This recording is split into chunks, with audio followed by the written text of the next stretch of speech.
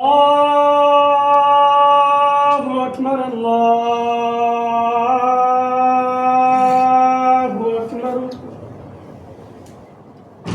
أشهد أن لا إله إلا الله.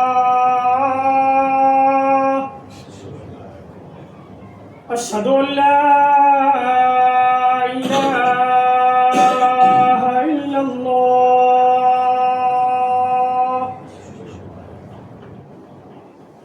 أشهد أن محمدا رسول الله.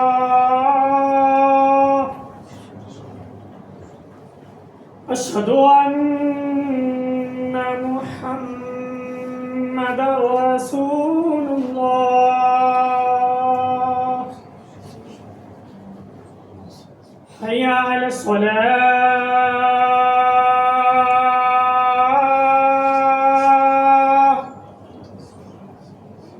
حي على الصلاة.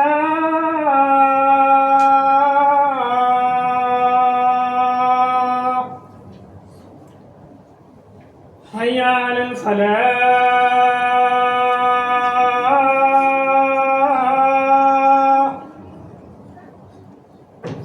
حي على الفلاح.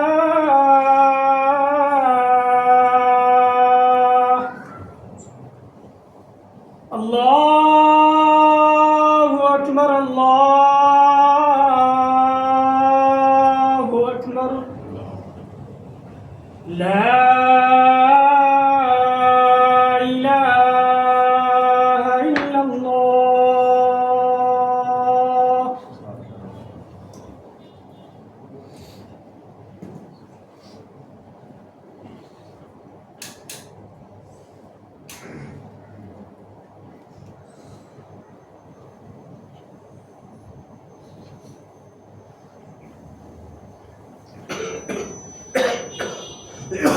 بسم الله الرحمن الرحيم. إن الحمد لله نحمده ونستعينه ونستغفره ونؤمن به ونتوكل عليه ونعوذ بالله من شرور أنفسنا ومن سيئات أعمالنا. من يهده الله فلا مضل له ومن يضلل فلا هادي له. وأشهد أن لا إله إلا الله وحده لا شريك له. وأشهد أن نبينا ومولانا محمد رسول الله صلى الله عليه وسلم. فأعوذ بالله من الشيطان الرجيم. بسم الله الرحمن الرحيم. يا أيها الذين آمنوا اتقوا الله حق تقاته ولا تموتن إلا وأنتم مسلمون. يا أيها الذين آمنوا اتقوا الله وقولوا قولا سديدا يصلح لكم أعمالكم ويغفر لكم ذنوبكم ومن يطع الله ورسوله فقد فاز فوزا عظيما. يا أيها الناس اتقوا ربكم الذي خلقكم من نفس واحدة وخلق منها زوجها وبث منهما رجالا كثيرا ونساء. واتقوا الله الذي تساءلون به والأرحام إن الله كان عليكم رقيبا. أما بعد فإن خير الحديث كتاب الله وخير الهدي هدي محمد صلى الله عليه وسلم. وشر الأمور محدثاتها وكل محدثة بدعة وكل بدعة ضلالة وكل ضلالة في النار. أعوذ بالله من الشيطان الرجيم. بسم الله الرحمن الرحيم. قد أفلح المؤمنون الذين هم في صلاتهم خاشعون. وقال تعالى والذين هم على صلواتهم يحافظون. على صلاتهم يحافظون. أولئك هم الوارثون الذين يرثون الفردوس هم فيها خالدون. وقال النبي صلى الله عليه وسلم بين الكفر والشرك الصلاة او كما قال نبی صلی اللہ علیہ وسلم. تمام تعریفیں اور ہر طرح کی بڑائیاں صرف اور صرف اللہ وحدہ لا شریک کے لیے ہیں، جو اپنی ذات میں صفات میں ایک ہے، اکیلا ہے، رب دو جہاں ہے، حاجت روا اور مشکل کشا ہے. بعدہ درود و سلام ہو اللہ رب العالمین کی طرف سے ان کے مبعوث کردہ سارے نبیوں رسولوں پر، خاص کر ہمارے اور آپ کے نبی محترم محمد الرسول اللہ صلی اللہ علیہ وسلم پر۔ اللہم صلی علی محمد وعلی آل محمد کما صلیت علی ابراہیم وعلی آل ابراہیم انک حمید مجید۔ اللہم بارک علی محمد وعلی آل محمد کما بارکت علی ابراہیم وعلی آل ابراہیم انک حمید مجید۔ محترم حضرات، آج کے خطبہ جمعہ میں میرا موضوع ہے نماز کی اہمیت و فضیلت۔ انشاءاللہ العزیز اس وقفہ میں آپ کے سامنے نماز کی اہمیت اور فضیلت کی چند باتیں اور پھر نماز کے ادا کرنے کے مختصر طریقے آپ کے سامنے رکھوں گا۔ تصور کیجئے کہ آپ کی پہچان، آپ کی علامت، آپ کی آئیڈینٹیفائی کس چیز سے ہو رہی ہے؟ دنیاوی اعتبار سے آپ دیکھیں، ہر ایک مذاہب، ہر ایک اقوام کی ایک پہچان ہے۔ آپ اسکول کا لے لیجیے، ہر ایک اسکول کا ایک یونیفارم ہوتا ہے جس سے پہچانا جاتا ہے کہ یہ بچہ فلاں اسکول کا طالب ہے۔ اگر یہ پہچان ہی گم ہو جائے، وہ علامت ہی ہم سے مفقود ہو جائے، تو پھر ہم نہیں پہچانیں گے یہ بچہ کس اسکول کا طالب ہے۔ اسی طرح ہم مسلمان ہیں، ہماری ایک علامت ہے، ہماری ایک پہچان ہے، ہماری ایک شان ہے، ہماری ایک شوکت ہے، ہماری ایک معراج ہے، ہماری ایک ترقی کا ذریعہ ہے، اللہ کی رضا اور خوشنودی حاصل کرنے کا ایک مضبوط کڑی ہے۔ دنیاوی اعتبار سے ترقی کرنے، اخروی لحاظ سے نجات پانے کا ذریعہ ہے، وہ کیا ہے؟ نماز۔ اگر ہماری پہچان ہم سے مفقود ہو جائے، ہم اپنی پہچان کو کھو دیں، ہم اپنی پہچان کو ملیہ میٹ کر دیں، تو پھر ہم مسلمان ہیں؟ ہم مسلمان نہیں ہیں، کیونکہ اللہ رب العالمین نے یہ پہچان ہمارے لیے مقرر فرمایا ہے۔ اللہ تبارک و تعالیٰ نے یہ ہماری پہچان رکھی ہے۔ دنیا میں بے شمار اقوام و ملل ہیں، ان تمام اقوام و ملل میں ہماری پہچان کیا ہے؟ ہماری نماز۔ اس لیے آپ دیکھیں حدیث میں اللہ کے نبی صلی اللہ علیہ وسلم نے نماز کو دین اسلام کے ارکانوں میں سے ایک رکن قرار دیا ہے اور اہم فریضہ قرار دیا ہے۔ آپ صلی اللہ علیہ وسلم نے نماز کی اہمیت کو بتاتے ہوئے فرمایا کہ الصلاۃ نور، نماز روشنی ہے۔ صرف یہ نہیں، نماز معراج ہے، مومن کی معراج ہے۔ اگر مسلمان نماز کو قائم کرتا ہے، قائم رکھتا ہے، وہ مسلمان، اس کی ترقی اور اس کی تنزلی اسی کے قیام اور نہ قائم کرنے میں۔ لیکن آج ہم ہر طرف سے ذلیل و خوار ہوتے ہیں، کیوں؟ اس لیے کہ ہماری کوئی پہچان نہیں، ہم اپنی پہچان کو بھولا بیٹھے، ہم اپنی پہچان کو کھو دیے۔ دنیا میں مصروفیات بہت سارے ہیں، ہر کوئی مصروف ہے، جو کسی کاروبار میں مصروف ہے وہ بھی مصروف ہیں، جو خالی بیٹھا ہے وہ بھی مصروف ہے۔ آپ ان سے پوچھیے، وہ بھی کہے گا بھائی میں خالی نہیں ہوں، میں مصروف ہوں۔ ہر کوئی مصروف ہے، چاہے اس کا مشغلہ جاب گورنمنٹ ہو یا ذاتی ہو، کاروباری آدمی ہو یا ایک معمولی سا کوئی ورکر، کوئی نوکر ہو، ہر آدمی مصروف ہے۔ لیکن کیا یہ مصروفیت ہمیں نماز پڑھنے سے روک رہی ہے؟ ہمیں نماز کی ادائیگی سے منع کر رہی ہے؟ اور اگر آپ کی مصروفیت نماز سے روک رہی ہے، آپ کی مصروفیت نماز پڑھنے سے رکاوٹ بن رہی ہے، تو ایسی مصروفیت سے آپ باز رہیں، کیونکہ کل قیامت کے دن اللہ تبارک و تعالی ہمارے لیے سوال و جواب رکھا ہے. اللہ رب العالمین ہم سے نہیں پوچھے گا کہ تو بھوکا تھا، تم بیپار پر کیوں نہیں گئے، تم شاپ پر کیوں نہیں گئے، تم آفس کو کیوں نہیں گئے. اول ما یحاسب، سب سے پہلا جس عمل کا محاسبہ ہوگا وہ نماز ہے. اور پھر یہی نہیں، جب بندہ مومن نماز میں کامیاب ہو جائے گا، نماز کے سوال و جواب میں کامیاب ہوگا، تو پھر آئندہ آنے والے سارے مراحل اس کے لیے طے ہوتے جائیں گے. اور اگر نماز میں اٹک گیا، نماز کے سوال و جواب میں جواب نہ دے سکا، تو یاد رکھیے آئندہ کے سارے مراحل آپ کے لیے مشکل سے مشکل تر ہوتے جائیں گے. علماء کرام نے الصلاۃ و نور کی توضیح میں کچھ باتیں نقل فرمائیے کہ نماز نور ہے. نماز نور ہے مطلب کیا ہے؟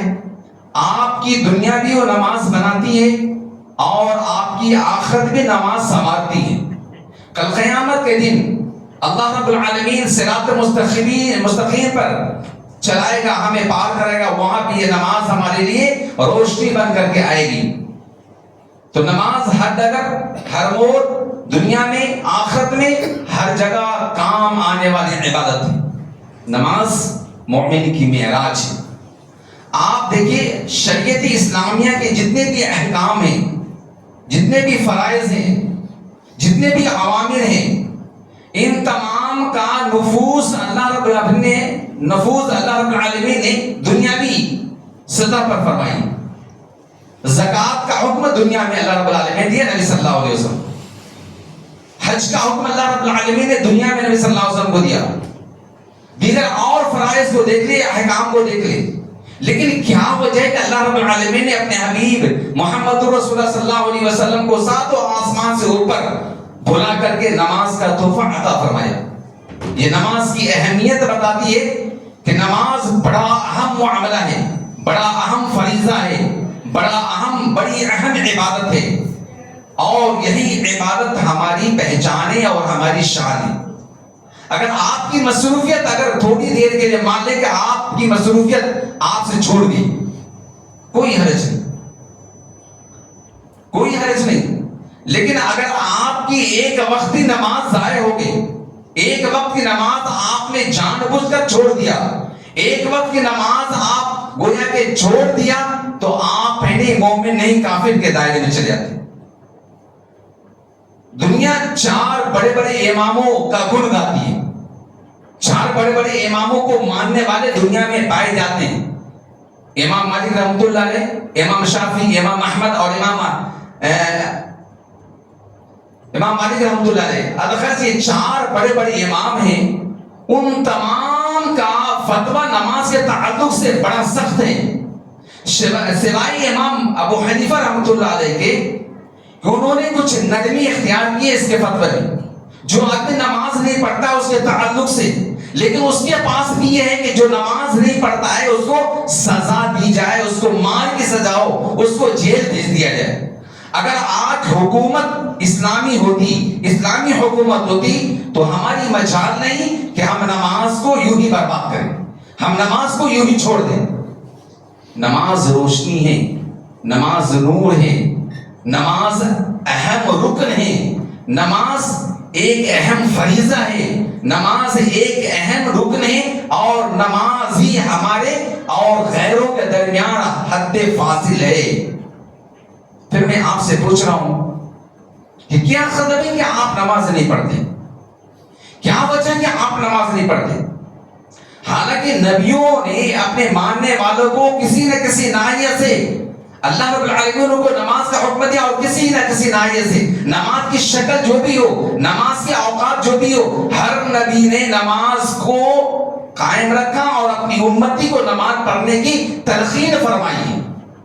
وہ زمانہ یاد کیجیے جب مکی زندگی تھی، نبی صلی اللہ علیہ وسلم کے پہلے 2 3 4 سال، اس زمانے میں اس سختی والا زمانہ بھی ایسا نہیں گزرا ہے کہ آپ صلی اللہ علیہ وسلم نماز نہیں پڑھے. یہ آپ صلی اللہ علیہ وسلم کے اوپر ایمان لانے والے صحابہ کرام نے اس سختی کے عالم میں نماز نہیں پڑھی. ابتدائی زمانے میں بھی جس کو جہاں جھاڑ کے چھاؤں میں، کسی پتھر اور کسی چٹان کے چھاؤں میں، جہاں جس کو حفاظت ملتی تھی وہ نماز ادا کرتے تھے۔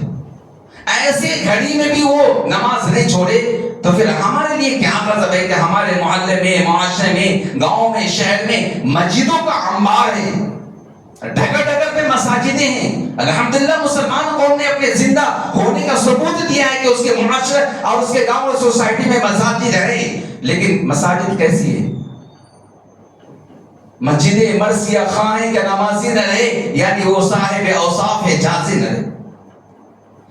جس چراغ کو آپ حقیر سمجھ کر کے بجھا دیا ہے، وہی چراغ جلے گا تو آپ کی زندگی میں روشنی ہوگی۔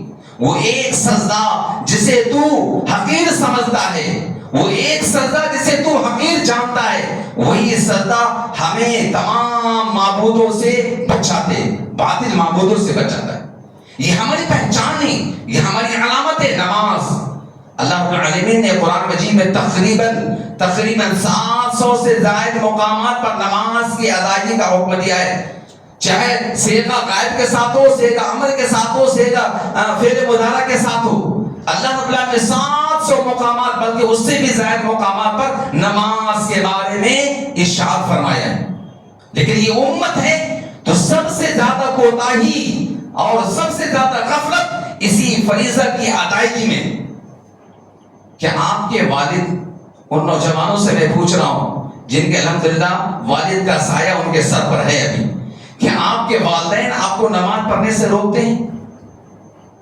یا آپ کے اولاد ہیں، آپ وہ، میں سرپرستوں سے پوچھ رہا ہوں جن کے اولاد ہیں، کیا آپ اپنے اولاد کو نماز نہ پڑھنے کی آپ نے تلقین دی ہے؟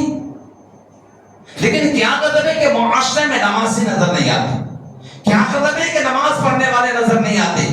ہمارے سروں پہ ٹوپی ہوتی ہے پھر بھی ہم نماز کے لیے مسجد نہیں جاتے، اذان ہوتی ہے اذان کی آواز کو سنی انسنی کر دیتے، نماز نہیں پڑھتے، اپنے مصروفیت میں رہ کرتے۔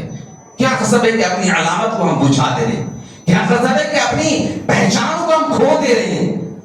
یاد رکھیے نماز ہی ایک ایسا فریضہ ہے جس کی ادائیگی سے دنیا میں بھی عزت ملتی ہے اور اخروی لحاظ سے بھی اللہ کے قرب اور قربت حاصل ہوتی ہے۔ آپ صلی اللہ علیہ وسلم نے ارشاد فرمایا کہ جب بندہ سجدہ کی حالت میں ہوتا ہے تو اپنے رب سے بالکل قریب ہوتا ہے، رب سے مناجات کر رہا ہوتا ہے، رب سے باتیں کر رہا ہوتا ہے، رب کو کہہ رہا ہوتا ہے، اپنی فریاد رکھ رہا ہوتا ہے، اپنی دعائیں رکھ رہا ہوتا ہے، اے اللہ مجھے یہ عطا فرما، وہ عطا فرما، یہ بنا، وہ بنا، ایسا بنا، اور رب آپ کی فریاد سن رہا ہوتا ہے اور آپ کی فریاد کو پوری کر رہا ہوتا ہے۔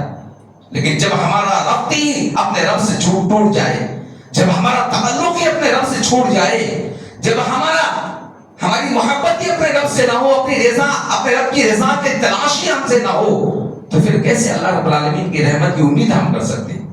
کیسے اللہ رب العالمین سے برکت کی امید ہم کر سکتے ہیں؟ کیسے ہم اپنی زندگی کو اچھی زندگی بنانے کی امید کر سکتے ہیں؟ کس نائیے سے اپنے رب کو کہتے ہیں اے اللہ میری رب، اے میرے رب میری زندگی سے اے اللہ مشکل کو دور فرما، کس نائیے سے ہم کہتے ہیں؟ تو ہی ناداں چند کلیوں پر قناعت کر لیا، ورنہ گلشن میں علاج تنگی دامہ بھی۔ نماز ایک ایسا ذریعہ ہے، نماز ایک ایسی سیڑھی ہے، نماز ایک ایسی معراج ہے جو ہر لحاظ سے، دنیاوی لحاظ سے ہو، اخروی لحاظ سے، ہر لحاظ سے کامیابی کی ضمانت دیتی ہے، کامیابی کی ضمانت دیتی ہے۔ آپ کی پہچان بتا رہی ہے کہ آپ مسلمان ہیں، آپ کی پہچان بتا رہی ہے کہ آپ مسلمان ہیں۔ اگر آپ نماز پڑھ رہے تو مسلمان ہیں، اپنے دین کو قائم رکھ رہے ہیں، اور اگر آپ نماز نہیں پڑھ رہے تو آپ پہچانیں گے کہ آپ مسلمان نہیں۔ تمام جو امامان کرام ہیں، انہوں نے یہ فتویٰ دیا ہے کہ جو بھی مسلمان نماز نہیں پڑھتا ہے، جو بھی مسلمان نماز نہیں پڑھتا ہے، اولاً اسے کہا جائے نماز پڑھو، اگر نہیں پڑھتا ہے پھر بھی تو اس کو جیل کی گول کوٹری میں اس کو بھیج دو، قید و بند کی صحبت دو، قید و بند کی تکلیفیں اس کو دے دو، یہاں تک کہ نماز کے قائل ہو جائے۔ اور اگر پھر بھی نماز نہیں پڑھتا ہے، اگر خدا نہ خواستہ اس کا انتقال ہو جاتا ہے، تو مسلمانوں اپنے قبرستان میں اس کو جگہ نہ دو۔ یہ نماز نہ پڑھنے کی سزا ہے۔ کیسے ہم محرومی ہماری، یہ کس طرح کی محرومی ہے؟ کہ اللہ کے نبی صلی اللہ علیہ وسلم کی حدیث کی روشنی میں علماء کرام کہہ رہی ہیں کہ وہ اشخاص کو اپنے قبرستان میں جگہ نہ دو جو نماز کو قائم نہیں رکھتے، نماز نہیں پڑھتے۔ اللہ رب العالمین نے کبھی کہا حافظوا علی الصلاۃ، کہا اقیموا الصلاۃ، کبھی اللہ رب العالمین نے کوئی اور صیغے سے فرمایا نماز پڑھو نماز پڑھو۔ انبیاء کرام کے بارے میں آپ جانیں گے ہر ایک انبیاء کرام نے اپنے ماننے والے کو اور اپنی اولاد کو نماز کی تلقین فرمائی۔ نبی صلی اللہ علیہ وسلم، تھوڑی سی آپ انہیں سوچیے، ہمارے والد صاحب انتقال ہونے کے قریب ہیں، بالکل قریب ہیں، ایک وصیت کر جاتے ہیں، ہر اولاد پر یہ ذمہ داری بن جاتی ہے کہ وصیت کو پورا کریں، ہے نہیں ہمارا معاشرہ؟ اور اگر خدا نہ خواستہ کھانے پینے کی وصیت ہو تو اور بھی زیادہ ضروری ہو جاتی ہے۔ ہمارے والد کی وصیت ہم پورا کرنے کے لیے دنیا کو ہلا دیتے ہیں، دنیا کی دنیا میں اتھل پتھل کر دیتے ہیں، ہم لاکھ کوششیں کرتے ہیں کہ میرے والد کی وصیت ہے، یہ آخری وصیت اس کو پورا کر رہے ہیں۔ کبھی آپ نے سوچا ہمارے نبی محترم صلی اللہ علیہ وسلم نے اپنی آخری وصیت کیا امت کے لیے کیا فرمائی؟ آپ صلی اللہ علیہ وسلم جہاں گنی کے عالم میں آپ صلی اللہ علیہ وسلم کی ماں سے چند گھڑی پہلے آپ نے امت کے لیے وصیت فرمائی، الصلاۃ الصلاۃ ومما ملکت ایمانکم، اے لوگو نماز پڑھتے رہنا، نماز قائم کرتے رہنا، نماز کی پابندی کرنا، اور جو تمہارے ماتحت ہیں اس کا بھی خیال رکھنا، اس کا بھی حق ادا کرنا۔ آج ہم اپنے باپ کی وصیت یاد کرتے ہیں، ارے ہمارے باپ نے وصیت کی ہے، ہم وصیت پورا کریں گے، چاہے قرض لے کر کے ہو، آپ نہ ہیں، آپ صاحب استطاعت نہ ہیں، مالدار ہیں، پھر بھی آپ قرض لے کر کے اپنے باپ کی وصیت کو پورا کرتے ہیں، لیکن اپنے نبی کی وصیت پورا کرنے میں آپ کیوں اتنے کوتاہی ہو رہے ہیں، کتنے غافل ہو رہے ہیں، کتنے سست ہو رہے ہیں؟ نبی کی وصیت ہے، آپ صلی اللہ علیہ وسلم نے آخری وصیت امت کے لیے فرمایا۔ زندگی بھر آپ صلی اللہ علیہ وسلم نماز پڑھتے رہے اور نماز پڑھنے کی تلقین اپنی امت کو کرتے رہے، نماز پڑھنے کا طریقہ بھی بتاتے رہے، لیکن آپ صلی اللہ علیہ وسلم نے اتنی مصروفیات کے باوجود آخری وصیت فرمائی کہ اے لوگو میں تو جا رہا ہوں، تم سے جدا ہو رہا ہوں، لیکن تم نماز پڑھتے رہنا۔ کیا مطلب ہے کہ یہ امت آپ اپنے نبی، اپنے رہنما، اپنے مرشد، اپنے قائد بشریت، قائد انسانیت کی وصیت کو بھلا بیٹھی۔ دوستو یہ خبر کی روشنی ہے نماز۔ آخرت میں سب سے پہلے پوچھے جانے والی نماز، اور پھر نماز کے بارے میں جتنی تلقینیں آئی ہیں کلمہ شہادت کے بعد میں سمجھتا ہوں سب سے زیادہ نماز پر ابھارا گیا ہے، نماز کی تاکید کی گئی، نماز کی تلقین کی گئی ہے، نماز پڑھنے کی پابندی کی گئی۔ آپ صلی اللہ علیہ وسلم کے صحابہ کرام پوچھتے ہیں کہ اللہ کے رسول کون سا عمل سب سے بہتر ہے؟ آپ صلی اللہ علیہ وسلم نماز سے بارے فرماتے ہیں الصلاۃ علی وقتہا، نماز اپنے وقت۔ ایک تو سستی ہوئی نماز نہیں پڑھے، جو نماز پڑھتے ہیں اس سے بھی غفلت ہو رہی، وقت کی پابندی نہیں ہو رہی، جماعت کی پابندی نہیں ہو رہی، اپنی مرضی جب چاہے پڑھ لیں گے، وقت ہے نا بھی پڑھ لیں گے، ظہر کی نماز عصر میں پڑھتے ہیں، عصر کی نماز مغرب میں، مغرب کی نماز عشاء میں، عشاء کی نماز سونے کے وقت میں، اپنی من مرضی، اپنی خواہشات، اپنے حکم کے پجاری ہم بن گئے۔ اللہ اس کے رسول کی رضا کی خاطر ہم نے نماز نہیں پڑھے، بس ایک دل کی تسلی کے لیے اپنی مرضی پر جب آئے تو پڑھ لی، جب نہیں چھوڑ دی۔ نہیں میرے بھائی، یہ آپ کی علامت نہیں ہے، یہ مسلم قوم کی پہچان نہیں ہے۔ مسلم قوم کا سب سے بڑا اثاثہ یہی ہے کہ آپ نماز کی پابندی کریں، نماز کو قائم رکھیں، نماز آپ کی پہچان ہے، امت مسلمہ کی شان ہے۔ اگر آپ نماز نہیں پڑھیں گے تو پھر کس سے کہا گیا ہے نماز پڑھنے کے لیے؟ کس سے کہا گیا ہے؟ آپ صلی اللہ علیہ وسلم نے فرمایا بین الکفر والایمان ترک الصلاۃ، ہمارے اور ان کے درمیان نماز کا چھوڑ دینا یہی حد فاصل ہے، وہ نماز نہیں پڑھتے، ہم نماز پڑھتے۔ اسی طرح آپ صلی اللہ علیہ وسلم العہد الذی بیننا وبینہ الصلاۃ فمن ترکہا فقد کفر، ہمارے اور ان کے درمیان یہی معاہدہ ہے، ہم نماز کے پابند ہیں، مومن نماز کے پابند ہوتی ہیں اور غیر مومن نماز نہیں پڑھتے۔ تو جس نے نماز چھوڑ دیا گویا کہ وہ کفر کا معاملہ فرمایا۔ اسی طرح اس حدیث کی روشنی میں امام مروزی رحمۃ اللہ علیہ فرماتے ہیں کہ اللہ رب العالمین کے نزدیک نماز سب سے بڑی عبادت ہے اور نماز کا چھوڑنا سب سے بڑی سزا ہے۔ سب سے سخت سزا اگر اللہ تبارک و تعالی نماز چھوڑنے والوں کو دے تو کوئی اللہ رب العالمین ظلم نہیں کر رہا ہے. یہ عین عدل ہے اللہ رب العالمین کا کہ ایسے باغی کو، ایسے نماز نہ پڑھنے والے بندے کو سزا دے سزا اللہ رب العالمین. مثال کے طور پر سمجھیے، آپ کے بچے، الحمدللہ ہر بچے ایسے قابل ہو، آپ کے بچے جاب پر جا رہے، کما کر آپ کو دے رہے، بہت خوش ہیں آپ، بہت خوش ہیں، اپنے بچوں کی تعریف کریں. خدا نہ خواستہ اس کو سستی آ گئی، غفلت میں مبتلا ہو گئے، اب جاب پر نہیں جا رہے، نوکری کرنے کے لیے نہیں جا رہے، آپ کے پاس آمدنی نہیں آ رہی، آپ کیا کریں گے؟ بچے کے سر پر ہاتھ رکھ کے سو رہیں گے؟ بچے کے سر پر ہاتھ رکھ کر آپ سو رہیں گے؟ ایک مرتبہ، دو مرتبہ آپ سمجھائیں گے، اگر نہیں سمجھے پھر بھی تو کیا کریں گے؟ اپنے سے جدا کر دیں گے، چلو جاؤ تمہاری دنیا تو دیکھ لے، ہم اپنی دنیا کو دیکھ. اگر آپ ساتھ میں رکھ رہے تو اس کو سزا دیں گے، اس کو سزا دیں گے، اس کھانا پینا بند کر دیں گے، کریں گے نہیں کریں گے؟ لیکن آپ کی اولاد نماز نہیں پڑھ رہی ہے تو کیا کبھی آپ نے سزا دی؟ کبھی آپ نے اپنے سے جدا کی؟ کبھی اس کا کھانا پینا بند کیا؟ یہ ہم گارجینوں کے اندر بھی کوتاہی ہے کہ ہماری اولاد ہماری نظر کے سامنے میں اپنے وقت کو ضائع کر رہے ہیں، برباد کر رہے ہیں، نماز نہیں پڑھنے جا رہے. بہت سارے ایسے بھی سرپرست ہیں جو خود نماز پڑھ لیتے ہیں لیکن اپنی اولاد کو کام پر بھیج دیتے. کل قیامت کے دن آپ بھی پکڑے جائیں گے. اللہ رب العالمین آپ کے حق میں فیصلہ کر دے گا، جاؤ اسے جنت میں داخل کر دو، کیونکہ وہ دنیا میں نماز پڑھتا تھا. لیکن ایک طرف سے آواز آئے گی، کہے گا اے اللہ اس کو روکو. بیوی کہے گی اللہ اس کو روکیے. کیا قصد ہے کہ وہ دنیا میں نماز پڑھے اور ہمیں کام پر لگا دے؟ کیا قصد ہے ہم اس کے لیے نوکری کریں، اس کے لیے پیسے کمائیں اور وہ آرام سے نماز پڑھتے رہے؟ کہ ہمارے اوپر نماز فرض نہیں تھا، ہم اس کے حق ادا کرتے رہے اور ہمیں نماز پڑھنے کے دور کرتے رہے؟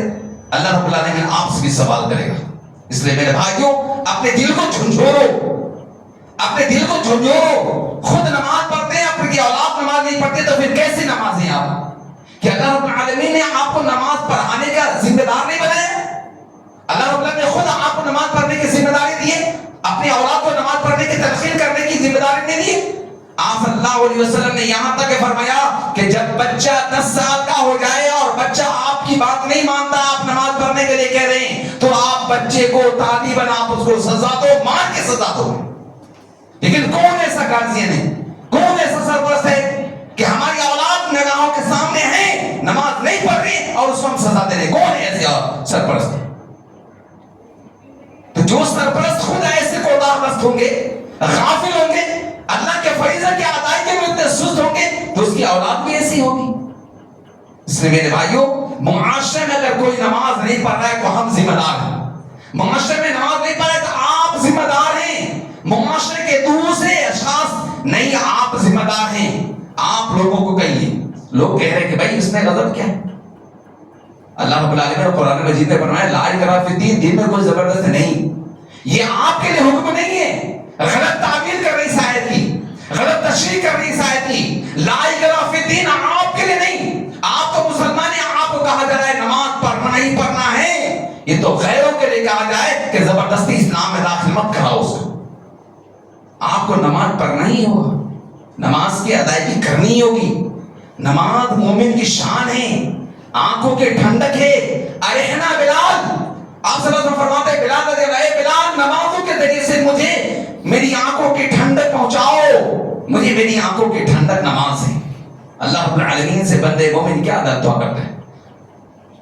رب اجعلنی مقیم الصلاۃ ومن ذریتی. اے اللہ میں نماز پڑھنے اور میری اولاد نماز پڑھنے والا ہو، اے اللہ ایسا بنا مجھے. کون اس دعا کے پابند ہے؟ کون اس دعا کے پابند ہے؟ میرے بھائیوں، نماز آپ کی پہچان ہے. شریعت نے یہ نماز کا فریضہ آپ کے اوپر عائد کیا ہے، یہ آپ کی پہچان ہے. اگر آپ نماز کی ادائیگی کریں، نماز کے سلسلے میں کیا بتاؤں، بہت ساری روایات، بہت ساری آیات ہیں. ایک دو آیت ہوتی تو میں بس کرتا. ساری آیت اس بات کی تلقین ہے، ساری آیتوں میں اس بات کا فرمان ہے کہ نماز کی ادائیگی مومن کے لیے نہایت ہی ضروری ہے. نماز کے معاملے میں کوئی غفلت نہیں، کوئی چھٹکارا نہیں، کوئی رخصت نہیں. اب نماز ایسی عبادت ہے اس میں کسی بھی طرح کے کوئی رخصت نہیں ہے شریعت کی طرف سے. چاہے آپ حضر میں ہو، چاہے آپ سفر میں ہو، چاہے آپ امیر ہو، چاہے آپ غریب ہو، چاہے آپ خود بوڑھے ہو، چاہے آج کا نوجوان ہو، چاہے آپ حالت جنگ میں ہو یا حالت امن میں ہو، جھوپڑی میں رہ رہے ہو تب بھی اور آپ ایک محل میں رہ رہے ہو تب بھی نماز ہر حال میں ضروری ہے، مرد ہو یا عورت ہو۔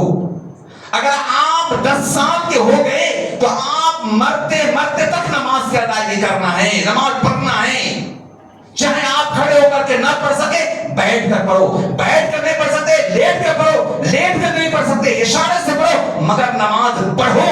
کسی بھی صورت میں نماز معاف نہیں، کسی بھی صورت میں نماز معاف نہیں ہے۔ لیکن آج مسلمان سب سے زیادہ کوتا ہے اسی نماز کی ادائیگی میں۔ آج مسلمان ہر طرح کے بہانہ، ہر طرح کے ہیلے بنا لیتے نماز کی ادائیگی میں۔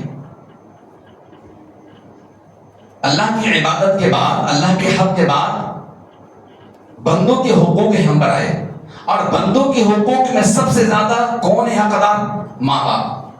یہاں تک کہ شریعت نے یہ بھی کہا ہے کہ اگر ماں باپ بھی نماز کے لیے رکاوٹ بنے تو اس کی بات نہیں مان۔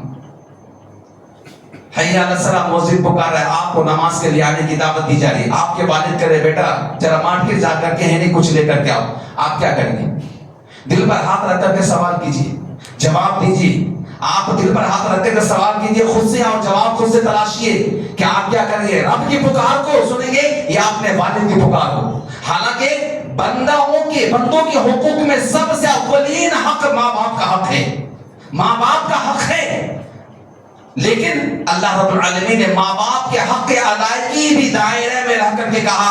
اللہ رب العالمین کہہ رہا ہے نماز کے لیے آؤ، آپ کے والد کہہ رہے نہیں مارکیٹ جاؤ میرے لیے فلاں سودا لے کر کے آؤ، آپ اللہ کی پکار کو سنیں گے۔ ماں باپ کی پکار ثانوی حیثیت ہے، نماز پڑھ کر کے جاؤں گا میں آپ کو سودا لانے کے لیے، آپ کے سامان خرید کر لا کر کے۔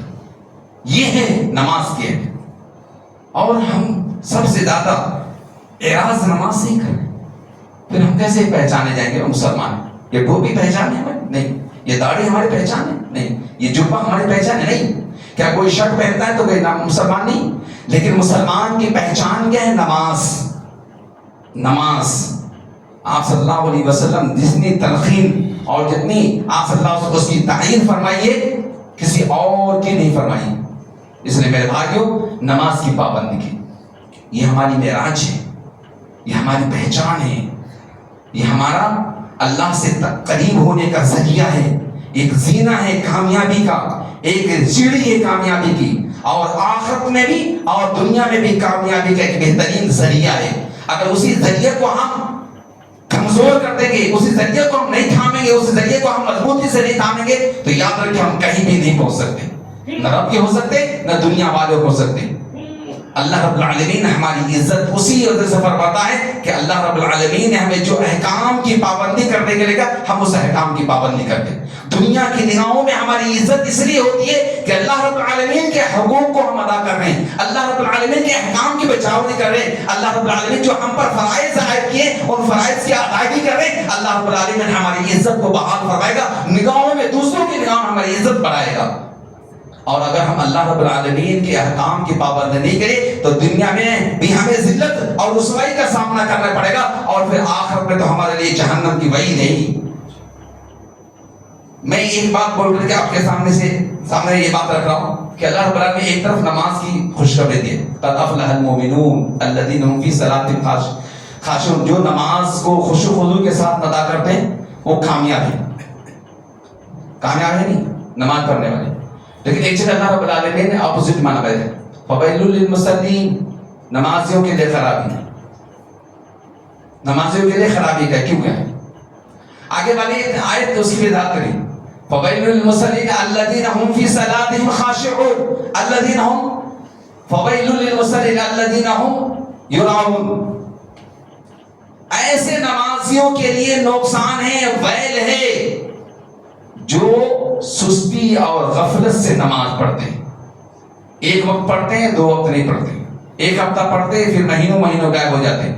ایسے نمازیوں کو اس کی نماز کوئی فائدہ نہیں پہنچے، کوئی فائدہ نہیں۔ ایک اور آیت ہے اللہ رب العالمین ہے فخلف خلفهم اضاعوا الصلاة واتبعوا الشهوات فسوف يلقون غيا، بعد میں ایسے ناہنجار اولاد پیدا ہوئے، ایسے لوگ پیدا ہوئے جو نماز کو ضائع کر دیے، تو اللہ رب العالمین نے کہا اس کو خی نامی جہنم میں ہم اس کو ڈالیں گے، نماز کو ضائع کرنے والا۔ خی کیا ہے؟